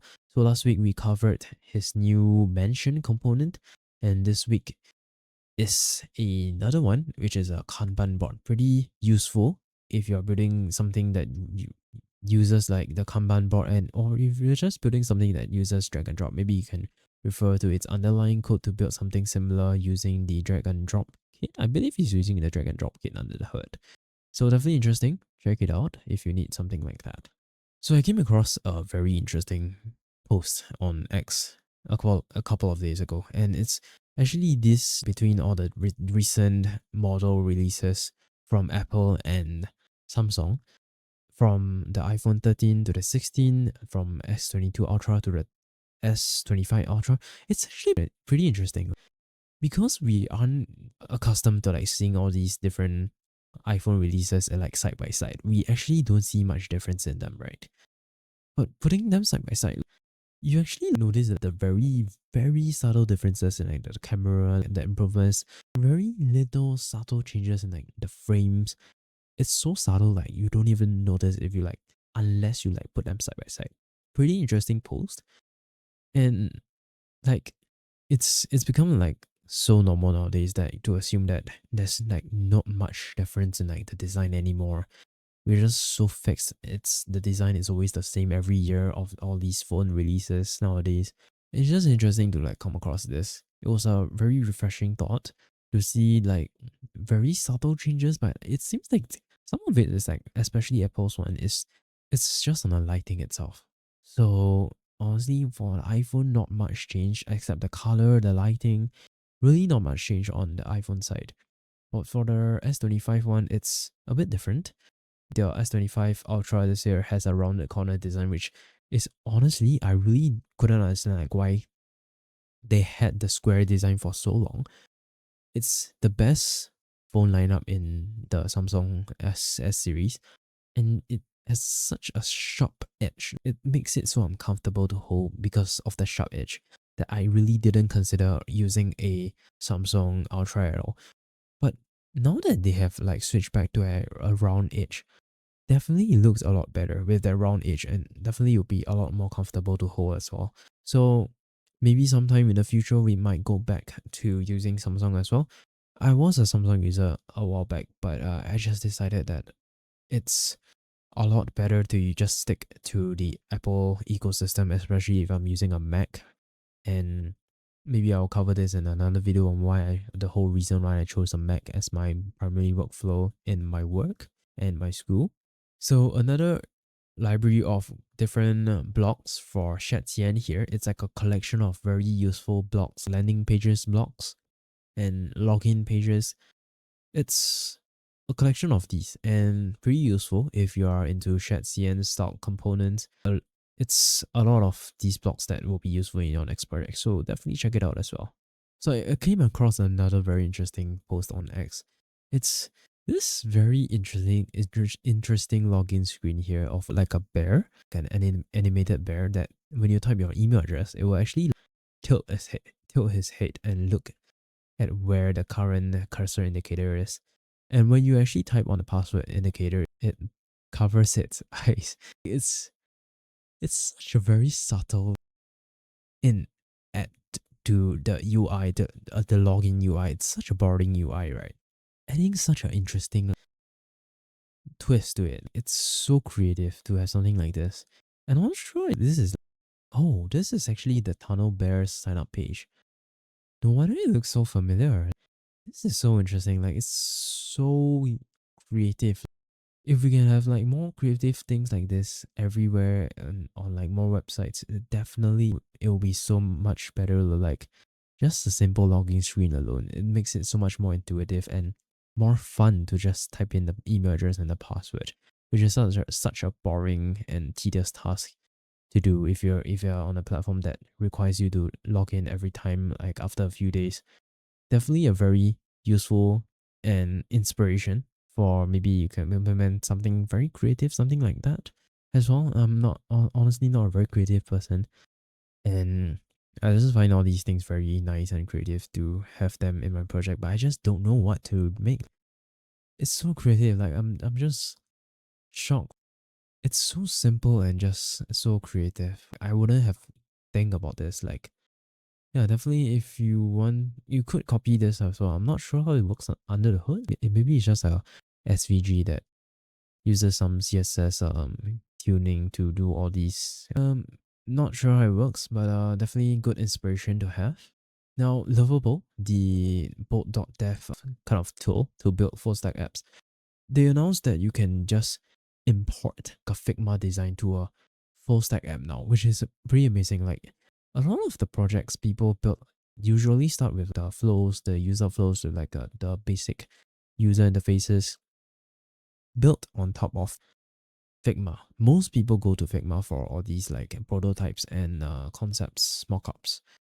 And it's pretty amazing that you can build an entire app now just with the Figma prototype alone. That's insane. And from what I understand, Lovable is free, right? I don't remember like a paid plan if there's any way to like pay for it. And you can even self-host it if I'm not wrong, or is that like bot? But nevertheless, pretty interesting. You can do something like this now. Literally import a Figma design. Literally tell the AI like what you want to build. Show it like how the flow you want it, how you want it to look like, and it can generate the code for you, a fully working site for you with a fully working code base and actual implementation of the code. That's pretty amazing. So if you are building your next project, maybe you can take a look at something like that to hopefully maybe streamline your initial setup for the project. If you are already building a Figma prototype, why not maybe just try it out and see how well it works for you. All right, we are down to the very last section of the podcast today. So this is the spotlight on all the open source projects, the tools that people don't know yet, the hidden gems. So first up, we have the Boho Auth here. It's a very simple library that does just one thing. It password protects pages in your Next.js application. So if you need something like that, maybe like a pre-launch, a waitlist kind of page, and you need to password protect certain pages, maybe you can use this library. It's very simple. It just does that one thing, and it abstracts all the functions out for you. Very useful. It even goes into the middleware as well. So definitely check it out. Now we have this Chrome extension here from this developer called Braces, I believe. Now he released this extension called SiteRec. It's so useful. Like what the heck? This is a rec that's built into an extension, but it still uses like an external vector database. And I'm not too sure like what it uses. It mentioned it somewhere, but I can't find it. Not sure. I think it was mentioned somewhere. It's using Postgres, like yes, Supabase. It's hosted on Supabase, so it's using the vector store on Supabase, which is technically is free, and it's using Firecrawl for scripting sites. So it's extracting this chat interface for any website. So it's basically this chatbot where you can ask anything about that page, and it's built natively as a Chrome extension. So very interesting here. It's open, it's free as well. You can just download it and load it as an unpacked extension into your Chrome browser or any of the Chromium browsers. And they have this feature called the multi-query mode. The AI actually generates some multiple queries to actually get more results from the vector database, which was something new. Like I've not seen this before. It seems useful to have like more results, but whether it's relevant or not, I'm not too sure. But definitely it seems like a very useful, different kind of way to do rec here. But this is all natively built into the Chrome extension, so you can do this on any website that you visit, and that website just ask anything about it, and it will do the rec. The script function will script, like I'm not sure how the script function works, but it uses Firecrawl to script the website to find out different information about that site that you can ask, and then it just stores all the information in the rec database. So even though it's fully 100% local, but it still uses like external things like Firecrawl, Supabase, and the OpenAI different. You can select what provider you want. You can use Anthropic, you can use OpenAI, Google, or Together AI as your AI LLM provider. So it's still very external, I would say. It's like not fully local as they claim here. But definitely the extension itself is definitely local. But definitely interesting to check out if you want something useful like that. I've built something similar actually. A couple of days ago, I launched something similar. It's a local LLM API server. So I've recently done a school project on something similar, like running a local models, like a re-ranker model, an embedding model, and chat models, all fully local. And I thought it would be useful to use some of this knowledge to build an API server for that. So this is a project that I've open sourced. You can check it out as well. It basically runs all these models, GGUF compatible models on Hugging Face. You can find all these. You can just simply type GGUF on like Hugging Face. You can find a lot of these models in this format. So basically just import any of these GGUF models and you can run them locally on the server, provided that the server has like the CPU or GPU capabilities to actually run these models. And from what I've tested so far running on my personal computer, it's definitely quite fast. I believe he's using like the GPU, if I'm not wrong. It's using the Node Llama CPP under the hood. So what this does is just abstracts all these models that you actually can run locally. So it's fully local. It's 100% local. It's running all these models locally. And then it's exposing an endpoint, multiple endpoints in fact. We have the chat completions endpoint, we have the embeddings endpoint, and we have the re-rank endpoint. All these endpoints are exposed as an API. So I've made it such that it's all OpenAI compatible. So if you have like an existing OpenAI implementation of like an AI or an LLM in your app, you can actually do this hot swap into this server now.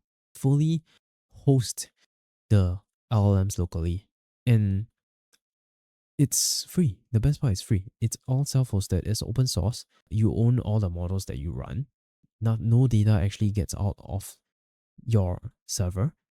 It's so good. I can't believe I'm making this free. I know there's things like similar that already exist, LM Studio, but this not really like a dedicated like sort of like a server, right? Because it's like more of like a user interface kind of thing. I think they have like a CLI as well, but this is really like a fully local server. It's built on top of Hono, which is a Express.js alternative. So if you're building a project that requires models, this is definitely something that you can definitely try it out. So we've got a pretty useful and open source tool here called Bazel. It's a simple, lightweight server monitoring with Docker stats, historical data, and alerts. Very useful, and it's actually like an alternative like that. Is it called Grafana? It's also open source, but this seems a lot more modern. The UI is so clean and modern, so definitely if you need something to monitor your servers, this might be the next one you can use for to monitor your projects and servers. Now, I didn't know that you can zip files natively in the web browser. This is called zip.js, and you can literally zip files and unzip files in just the browser. It's a JavaScript library, and I didn't know this was possible. If you need something like that, maybe to compress some of the things that the user uploads, and you can just literally just do this in the browser alone. You don't even need a server to do this. Very interesting. Definitely something to keep in mind if you need something like this in the future. And there's another one similar to this, which is a NP4 to WebM converter in JavaScript. It's actually by the developer of Remotion, which is a framework for making videos in React. A lot of the platforms who are doing videos editing, making editors in on browsers actually use Remotion under the hood. So this is actually pretty cool. Doing all these conversion in just the natively in the browser alone, I never thought any of this was possible back then. This is pretty amazing. As the developer here, Johnny, says a breakthrough. Definitely it's a breakthrough. If you can do a lot more these kind of things and natively in the browser, there's so much potential. We can do so many things in the browser now. So for the cursor friends, we have another directory here of like all the different very useful rules that you can use for cursor rules to really help cursor understand your project better. Like a really large collection of different rules for different frameworks and languages. We have Next.js, TypeScript, web development, API, Swift, Unity. Really, it's so comprehensive. Like it's such a large library. It's called cursor directory. Definitely, we've covered this like another. It's called awesome cursor rules in the previous episode. This is another alternative. So if you want cursor to be better at some of the outputs, definitely this is another place that you can check out for some of these rules on the project that you are working on right now. Now, there's a very cool IoT kind of project. It's called TRMNL. How do you even pronounce this? Tomorrow. It's a e-ink device. So it's open source. The best part about this is open source. They even provide you like with the tools to like you can actually build your own e-ink device and actually use their software, their OS. I believe it's an OS that to actually run all these things. It provides an interface to do a lot of really cool things. They have like a 63 apps. It's a growing library of like different apps that you can use to display different things on like an e-ink device. Pretty cool. I've always wanted something like this, but I'm not too sure whether I should order one or not. It's useful. There's so much potential with like all these e-ink devices to display like very rarely changing statistics or like different numbers on like a display. It's so energy efficient because it's using ink and it doesn't require energy at all for most part. It rarely requires charging and it's just such a good project. Like it's sold out right now and it restocks like in March. And to be honest, the price isn't that expensive. It's like 129 for one, but if you're not too keen about that, you can just buy an e-ink on your own and actually use their ecosystem as well. So really interesting project here and definitely keep an eye a lookout for this as well. Definitely I see so much potential in like something like this. So we have a cloud comparison. We talked about the cloud comparison last episode as well. And we have another one. And this one is a list of like different free tiers for cloud providers. And it's a very useful collection of different free tiers with like the discount referral codes provided here. So if you need something free for your next project, maybe like a concept, like a prototype, a testing project to see the demand, this is definitely something you can try it out. There's so many providers and it's just insane. Like so many things are free. Definitely check it out if you need something a free tier and you can just compare like which one is better for you. Now, I believe this is a new project. It's called Ahe, and it's a free and open source system for publishing notifications over the web. It's free. Like, how is this even free? Even the hosted platform that they have, it's on ahe.io. It's free as well. Like pretty amazing. You can do all these notifications. It's usually on those like platforms. I can't remember what they were called, but usually people put a price tag on these things like notifications or over the web. This one is free and open source. So if you need one, definitely check it out as well. Now we have an open source version of a Ventar. If you haven't heard, Ventar is a compliance platform for some of the security standards like SOC 2 and ISO 27001 and GDPR. So this is an open source version of that, but not much information about it is available yet. Currently, I believe they are still working on it. And yeah, definitely seems promising because all these compliance are so expensive. It's good to have like an open source version of it so that some of the smaller startups can be compliant as well with this platform. So a lot of potential with this open source project as well. Now, PGRow is another open source project that helps you do all the migrations with zero downtime for Postgres databases. Pretty interesting. I've had nightmares myself with like migrations on Postgres and especially just databases in general. If you rename a column, it doesn't realize that it's like a rename, it just drops the column, all the data is gone. This seems to be pretty useful. It's open source, maybe you can try it out if you need migrations for your next project. Yeah, it seems to be like a hosted platform or some sort of tool. It's called PGRow, and definitely it seems useful if you need very complex migrations. Definitely this is something you can look out for. Now we have an open source logo creator here by not sure if this is by, no, it's using the Together AI Flux Pro on Together AI to do the logo generation. So it's fully open source. It looks like it's very nice designs here, but so far I've tried a lot of like logo creators. It's just like it's not usable. It's so very artificial. Anyone can tell it's AI generated. But this is an open source version of all these logo generators. Interesting. You can try it out using your own API key to generate some of these logos using Flux. Now, Swag.io is an automatic architecture diagram that generates all these from codes. And it's a VS Code extension that creates all these architecture diagrams just from your code. And it's using large language models to do that. So it's directly integrated into GitHub Copilot. It's the same as client that uses the proxy using the VS Code LM as the proxy of the backend to use client as the model provider. So this is actually the same thing, and it's using GitHub Copilot as well. So there's no API key that you need. You just need a GitHub Copilot extension subscription. But nowadays it's free as well. I'm not sure what is like the free limit. I believe it's pretty low.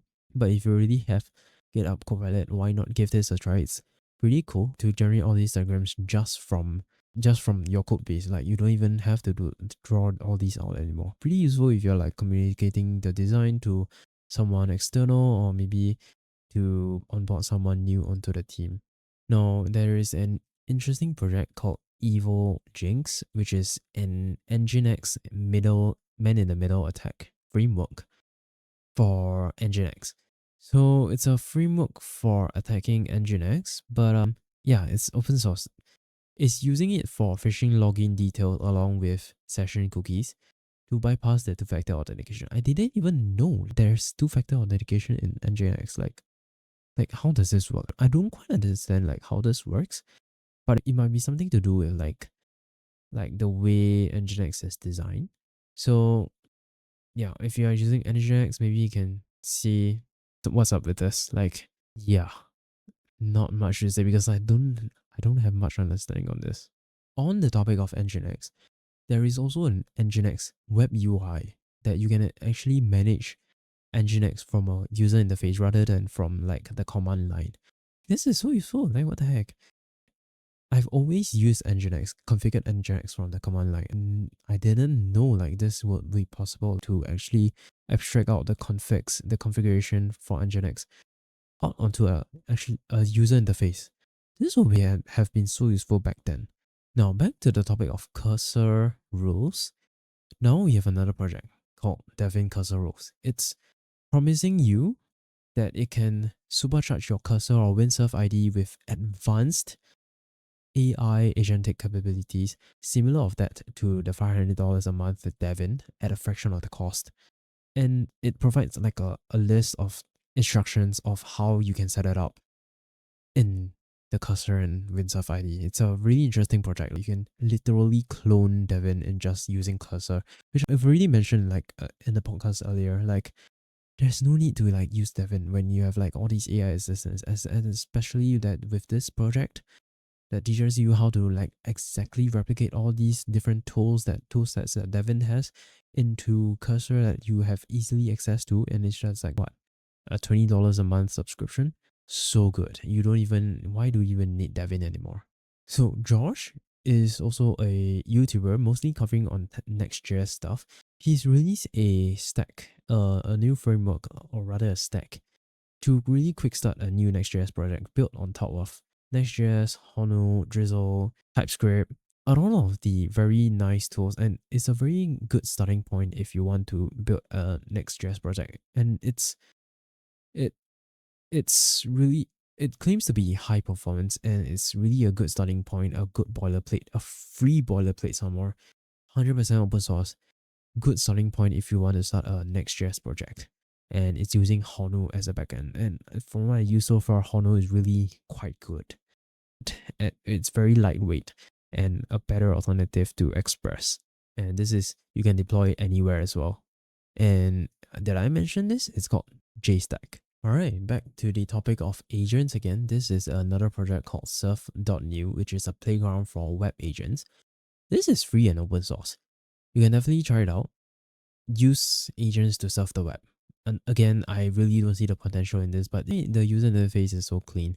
It's called surf.new, and you can literally, some of the examples they provided is investigate the trade-in value for an iPhone 13 Pro Max on Apple, collect a list, go to Hacker News and summarize the top 5 stories, find the cheapest one-way flight from San Francisco to Tokyo next week.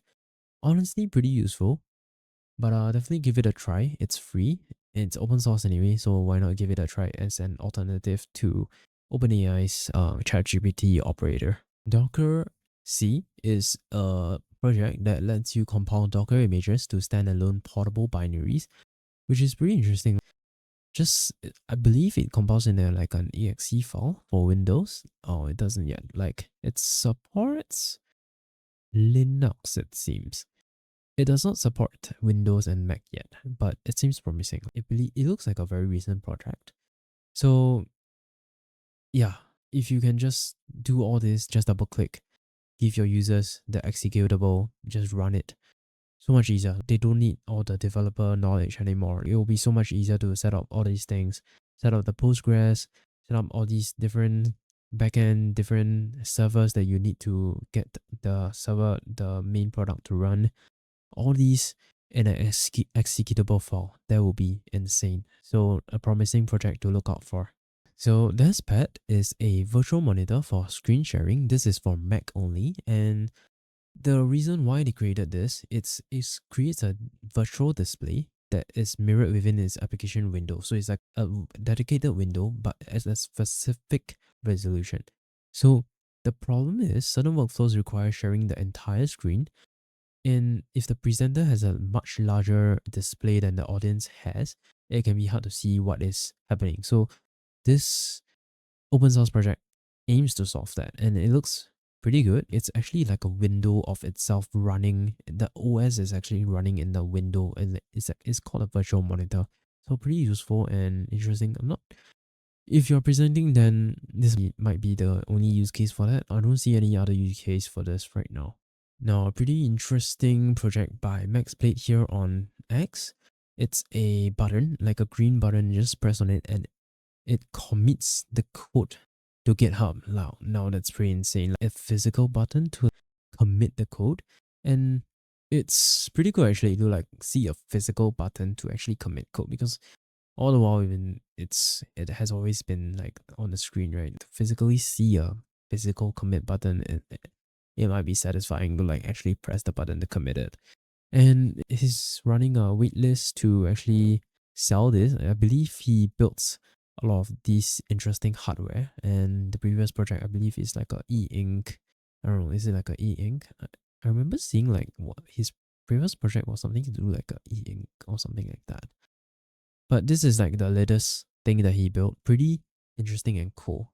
Onizi here, who is also a tech YouTuber on the Next.js space, he's building an alternative email client to Outlook to replace all these Gmail, all these email clients, and it's providing support to like different providers like Outlook and Gmail, and it's building on top of the ShadCN UI. It's pretty clean. Like, I'm so sick of using like Outlook with its user interface and its bugs. Earlier last year, Windows forced everyone to upgrade to Outlook rather than the old Windows Mail, right? Ever since, I really hated the user interface of Outlook. It's so overly complicated for no reason. And this might be a good alternative. He's still building it. It's so clean. The user interface is so clean. It's built on top of ShadCN UI's interface. Definitely something to look out for. It's called Mail Zero, and it's open source, of course. Now, Origin UI is a very useful collection of library components, a library. There's so many ways of doing like checkboxes, and then they have like showcased every single way that you can do like a checkbox. And they have like a full library of like all these components now. They have tables, they have checkboxes. Let me see what else they have. They have alerts, badges, inputs, drop downs, so many different components that you will need. I believe this is like the go-to project if you like need components now. And this is everything that they built is so clean here. And they have announced an experiment. It's under experiment for now. It's an open source layout built on top of the Origin UI component library that they have built here. And it's like some sort of dashboard with like a full user interface, like a full admin dashboard. And right now it's in the experiments, but I'm not sure if we can access it. It's actually accessible. It's hosted on this page here. So really cool. It's like a combination of all the components that they have built here and into an entire dashboard that you can just simply clone and just use the dashboard layout that they have provided here. Alright, so that's all we have for this week's tech news. This is surprisingly longer than last week. Wow. We have gone over a couple of minutes from last week, so this is an even longer episode than last week. But that's supposed to be the case because we covered 2 weeks of worth of news here this week. So hopefully you're still around. If you're still around, thank you very much for listening. This has been a long recording for me, and I really hope the next one will be much shorter. And especially there's just so many things happening every week, and we're just finding a lot of different things, and we're just posting it in Division now on the Discord server. So if you want to keep up with all these things as they come out, just definitely keep up. Definitely go and join the Discord server, the Division now Discord server. You can find it on the updatenight.com page as well. You will find a link to the Discord server as well. So thank you very much for listening. This is all for this week's episode. Have a good day ahead.